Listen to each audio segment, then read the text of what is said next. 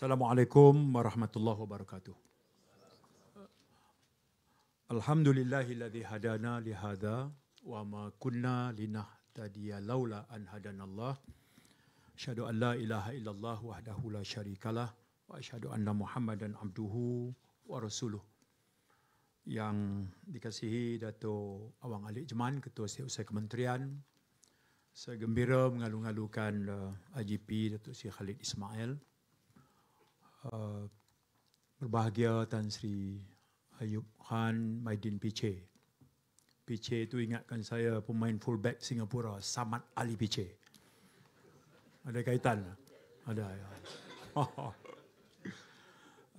Tuan acara kita hari ini, Datuk Yusri Hassan Basri, Komisioner Polis. Hassan Basri ini ulama besar tu.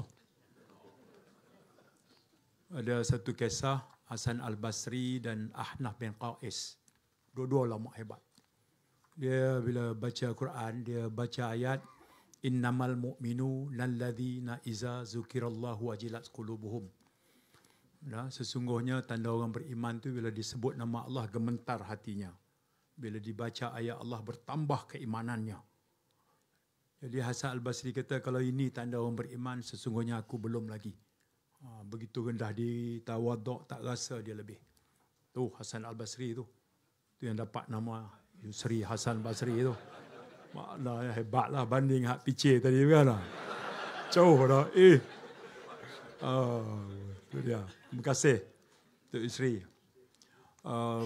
Saya juga mengalu-alukan rakan strategik kita, tentunya Alpine Integrated Solution. Saya tengok tadi Dato' Adib dan pasukan, terima kasih banyak-banyak. Koperasi Polis Diraja Malaysia Berhad dan sekalian para tetamu. Baik. Pertamanya, saya ada dua bahagian. Saya ada Datuk Yusri dan pasukan dia mai baru ni. Teks disediakan. Saya akan cuba petik juga. Tapi semua tahu saya jarang sangat terikat dengan teks. Saya perhati tadi ucapan IGP pun bila dia ikut teks tu dry. Tapi bila tolak tepi tu dia punya penghayatan tu lain. Begitulah ucapan awam ni. Ya, ucapan mai pada hati dia akan sampai pada hati. Jadi yang pertama saya kena mulakan begini. Sebab ini Polis Special Dialogue melibatkan Jabatan Trafik kita. Baru-baru ni berlangsung ASEAN Summit.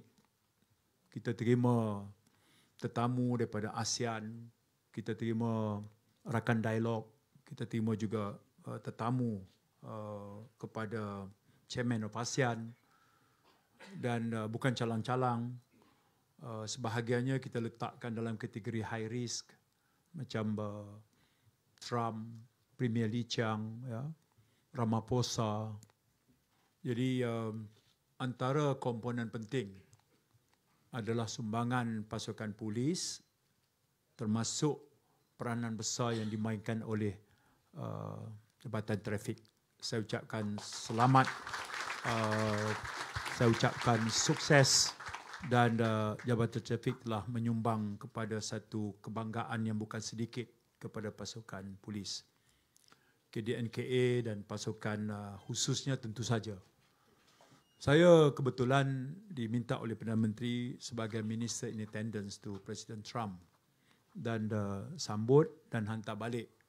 Hantar balik tu dia sebenarnya sebut beberapa perkara. Pertama, dia nak naik kapal terbang dah ni. Ya, saya hantar dia sampai tangga. Pertama, dia kata dia kagum dengan tahap infrastruktur.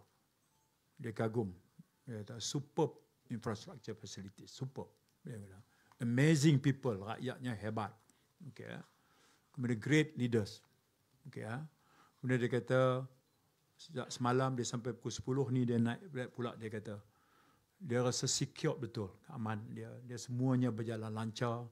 Dia ucap terima kasih pada pasukan keselamatan, knowing that I'm a Minister of Home Affairs, dia ucap tu.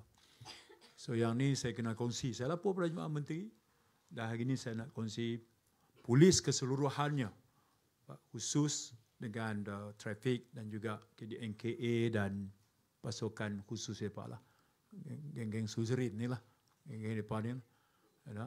dengan kita combine hampir 10,000 kekuatan. Berjalan dengan sangat cemerlang. Dan ini adalah rekod hebat Sang Saka Biru. Terima kasih banyak.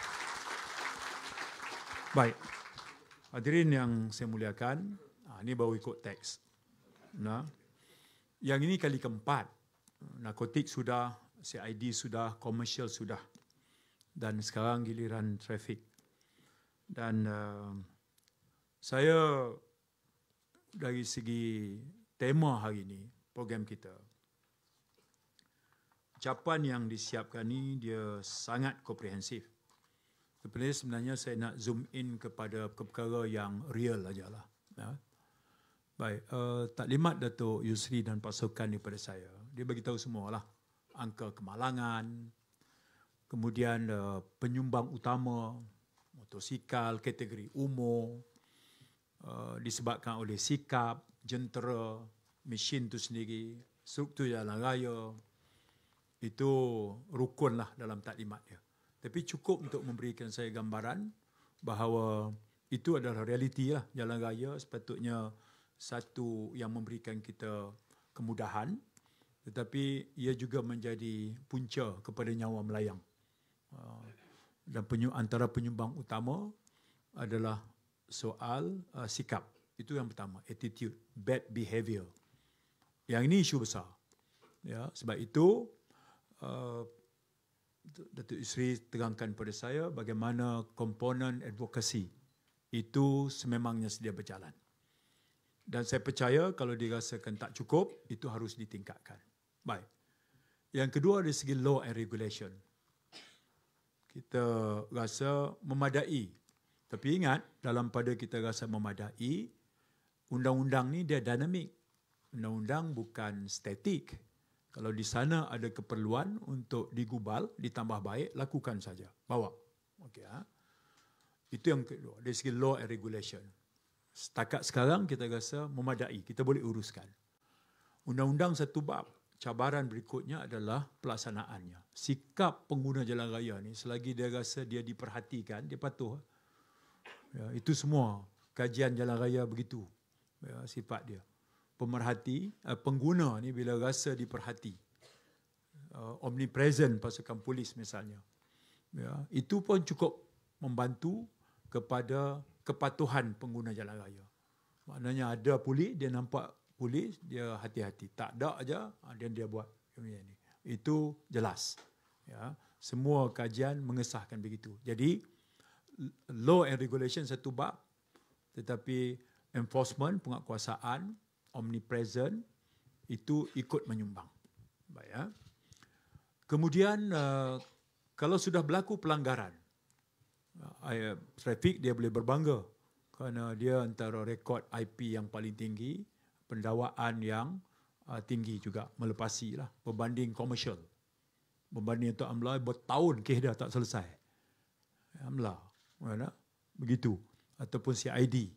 Macam pagi tadi saya jawab di mahkamah, Amri dan Ko Kengju. Itu 2016, 2017. Tapi soalan ditanya dalam parlimen ni, kita kena berdepan. Okay, ya?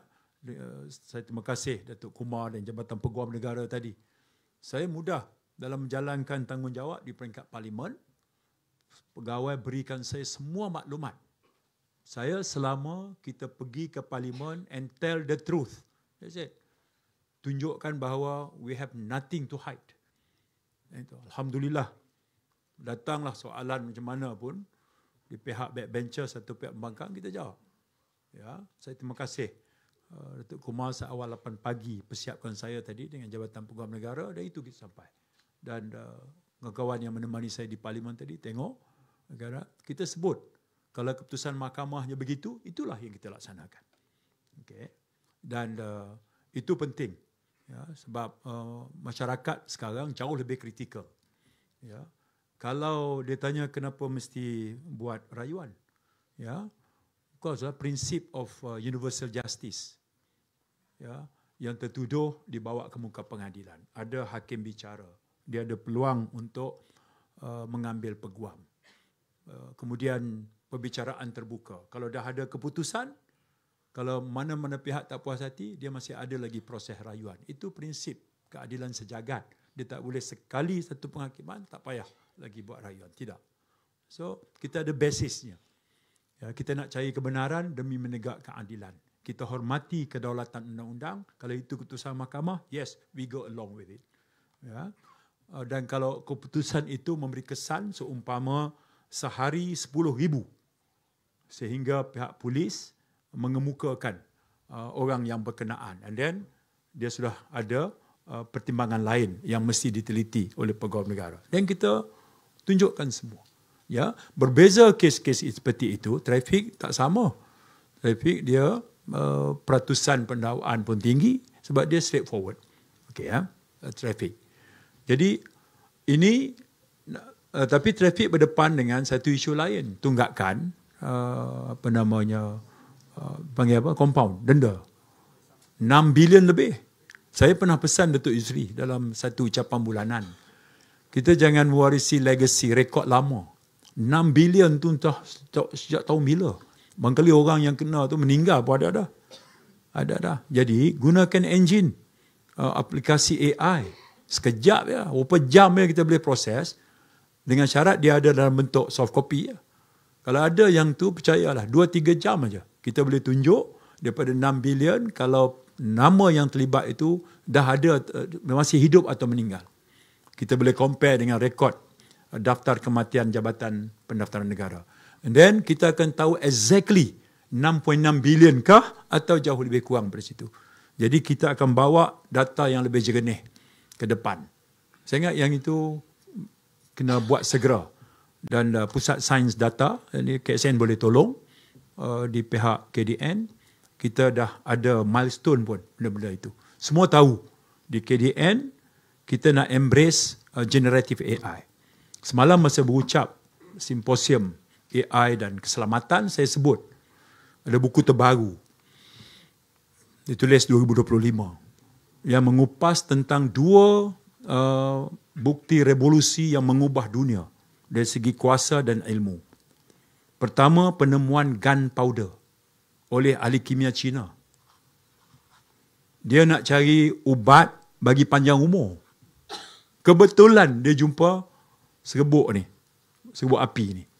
Tapi lepas dia jumpa, untuk 100 tahun dia guna untuk sebagai bunga api.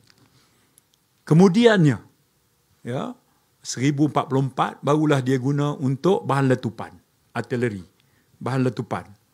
Baik. Dan empire besar dunia masa itu, termasuk Empire Ottomaniyah, Empire Safavid, mereka embrace teknologi itu. Dan Empire Ottomaniyah menjadi gunpowder empire dan dia kuasai dunia, Empire Ottomaniyah, di bawah Sultan Muhammad Al-Fatih. Bermula dengan penemuan, cara tak sengaja, bahan letupan tu. Dan Sultan Muhammad Al-Fatih bukan hanya guna untuk perang, tapi juga untuk teknologi kejuruteraan. Soalnya adalah penemuan gunpowder, tapi dia merupakan satu revolusi yang membawa kepada penguasaan kuasa.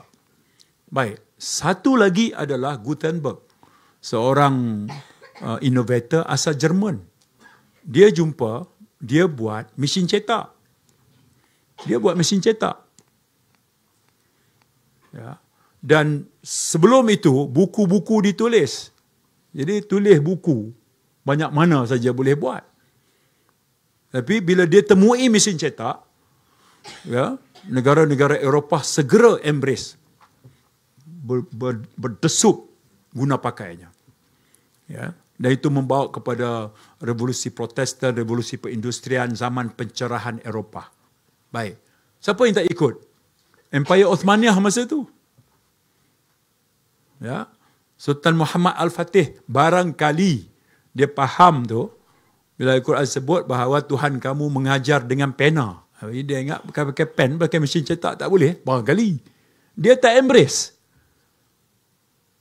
Dia tak ikut sama guna pakai teknologi itu ketika Eropah sudah guna pakai dengan meluas. Baik. Berapa lama dia tak guna pakai teknologi cetak, mesin cetak? 3 abad. Dia tertinggal 300 tahun. Dia tertinggal. Selepas tu baru dia guna pakai dan Eropah sudah jauh. Dan lebih kurang 1700-an begitu, tahun 1700-an, Empire Ottomaniyah kalah. So, apa pengajaran dia? Sekarang ini, apa dia revolusi baru itu? Adalah artificial intelligence. Kita ada pilihan, duduk saja, tak usah ikut, ataupun ikut terlibat. Ya, saya katakan bahawa kita harus ikut terlibat, semua sekali, termasuk di bawah pasukan polis. Baik komersialnya, baik trafiknya, baik CID-nya, dia boleh bantu banyak perkara. Dan kita telah memulakan minggu lepas bersama Datuk IG dan juga komersial. Masa itu siapa? Mahidi ke? Wahidi ke Mahidi? Mahidi. Dia ikut hadir bagi taklimat. Mereka sedang bangunkan prototype dengan MIMOS. Dia akan bantu. Pasal Tok Amar tak ada, Tok Amar pergi mana itu? Balik Cerlun lah, balik Gunung Riang lah. Ada Sabah. Alasan kukuh. Boleh Sabah. Baik lagi. Dekat KSU. Okay. Jadi dia bangunkan prototype. Sebab generative AI ni dia akan guna untuk membantu kita seawal mengklasifikasikan section apa, akta apa. Ya, berdasar kepada semua IP di bawah Department Komersial. Mereka dah nampak hala tuju. Ada sikit implikasi kewangan untuk KSU. KSU adalah pengawal kewangan. Kalau boleh squeeze sikit, KSU tak banyak, lebih kurang 5 juta sebagai permulaan. Saya minta sangat bantuan KSU. Kita take off yang tu dulu. Apa? Ya, biar kita tunjuk hasil yang pertama. Ya. Sekarang kita ke arah itu. Lembaga penapis filem di bawah KDN sekarang dah tak guna lagi. Yang menapis filem dari segi dialognya, dari segi adegan dan sebagainya itu kita tak pakai dah. Semua pakai mesin lah ni. Dan lembaga penapis filem dia generate income setahun 12 juta. Kerana dia charge tapisan filem seminit RM4.8 lah, RM3.5 tu. Filem yang panjangnya 90 minit kali ya. So dia pendapatan dia lebih kurang 12 juta. Sekarang kita guna mesin sepenuhnya. Kita masukkan saja algoritma mengikut garis panduan tapisan. Okay. Now, lebih pantas, lebih tepat. Kalau bagi orang juga semak lagu tu, dia clay, tambah bagi black pula kak. Dia kira adegan tertentu, dia kira ni tak potong-potong lah. Tak boleh. Kalau kita pakai mesin, dia lebih objektif, maksud saya. Jadi, moral of the story, message yang nak bawa, polis special dialogue ni, mengurusi dia tapau semua madih dia pengurusi. Saya duk perasan, tak pernah bagi orang lain langsung ke? Baik, jadi saya kata bahawa pengajarannya adalah kalau gunpowder mencipta satu revolusi, mesin cetak mencipta revolusi, sekarang ini adalah artificial intelligence. I'm not talking about teknologi. Teknologi biar US yang dengan China lah compete. Kita tak menang tangan dah. Tetapi aplikasi tak ada siapa boleh sekat. Inilah satu teknologi baru yang tak perlu penguasaan bahasa Inggeris sempurna pun kita boleh kuasainya. Tak perlu pun penguasaan bahasa Inggeris yang sempurna. Ya, dan kita belum tertinggal jauh. Ya, dia dalam setahun saja. Dalam kajian McKinsey tahun 2025 tentang aplikasi generative AI ini, dia kata pihak yang mendahului itu baru setahun di depan. Maknanya kita baru setahun di belakang. Jurang terlalu kecil. Jurang terlalu kecil, tapi manfaatnya terlalu besar. Di bawah bumbung KDN, polis sebenarnya mempunyai banyak peluang untuk melihat ini sebagai satu penemuan baru. Pertama, kita develop human resource kita, kuasai ilmunya, pengetahuan dan juga kemahiran. Kemudian saya dan KDN akan facilitate dengan KSU akan facilitate di mana ada keperluan peruntukan sebab dia berkaitan dengan infra, dia berkaitan dengan sistem, kita kena uruskan dan kemudian kita janjikan apa? Productivity.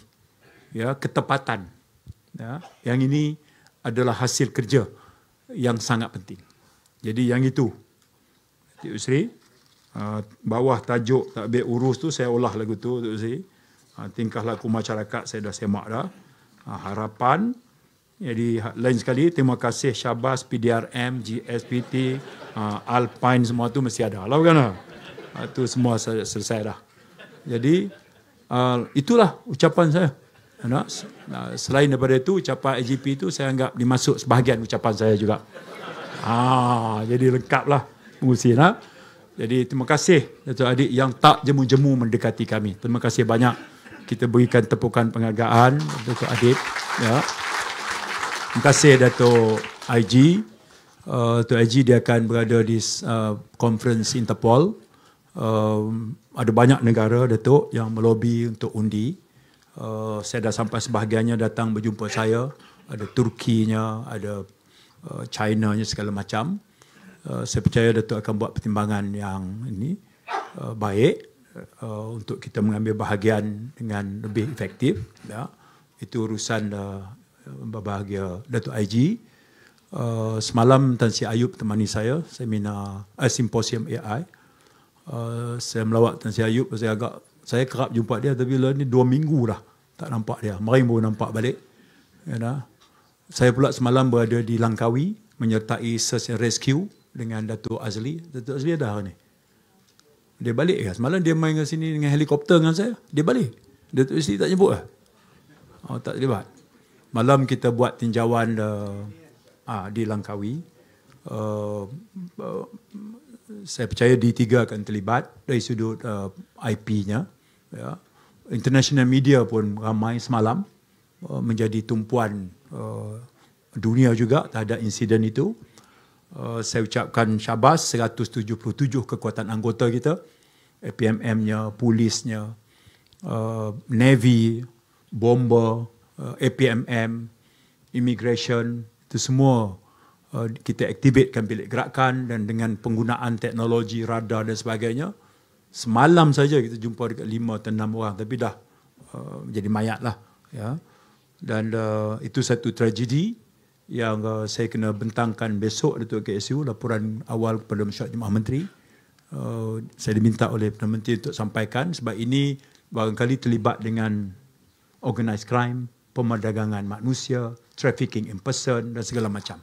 Kita kena tengok semua kemungkinan itu kerana Langkawi adalah a popular destination. Sejak 2010 sampai sekarang, lebih kurang 2,300 sudah rekod pendaratan. Yang selamat, yang meninggal. Okay. Dan tak mudah Langkawi, bila dia jadi mayat tu bukan hospital Langkawi, dia tak ada keupayaan. Kita terpaksa bawa ke hospital Serna Bahaya untuk postmortem dan sebagainya. Saya ucap terima kasih lagi sekali kepada semua. Terima kasih juga kepada Wakil Kasem. How to pronounce it, Leroy? Kasem. Leroy Ting adalah bekas pegawahan saya. Dia di Kementerian Perdagangan dulu. Dan saya gembira dia aktif dengan membantu kolaborasi dengan pihak polis. Dia akan jadi moderator juga ya. Dah selesai dah? Okey, terima kasih banyak.